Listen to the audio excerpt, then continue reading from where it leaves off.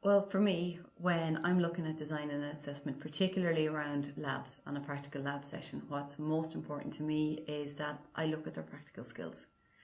So I have to consider both their skills when they are doing the wet chemistry, they're preparing their solutions and everything, because that's the same week on week, and then every week they have the skills of using the instrumentation. And in terms of assessing then, I'm trying to use assessment to build their confidence in the skills, the fundamental skills that they have week on week, so that after the labs, when they go out in work placement, that they have confidence in what they're able to do. So it's a crucial part for me for assessment. And secondly then, and very differently for me, when I'm trying to assess their use of the instruments, they've never used it before. So I have to constantly remind myself every week that they're newbies as far as this is concerned. So I'm assessing very different things. And the other crucial point for me for labs is that I can't see everybody all the time. So how do I assess something that I can't be completely transparent about for every single student for all 9 hours that they're in the lab?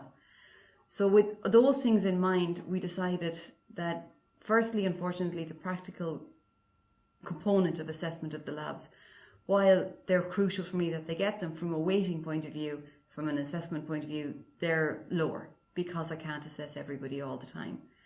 And secondly, in terms of trying to build confidence, because that's one of the big feedbacks we get constantly from employers, is that our students know it, but they're not confident enough. We decided to look at giving them the marks. So they come in having the marks for their practical skills, and then they lose them if they make a mistake. So that trying to tell them that we know you can do it, so we're assuming you have the marks.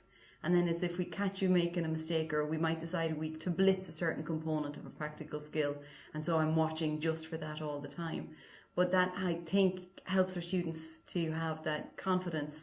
And then the other part of that then with assessing labs is, because I can't see everybody all the time, I have to push assessment of the practical skills into their written report, which is for me is a big challenge to do.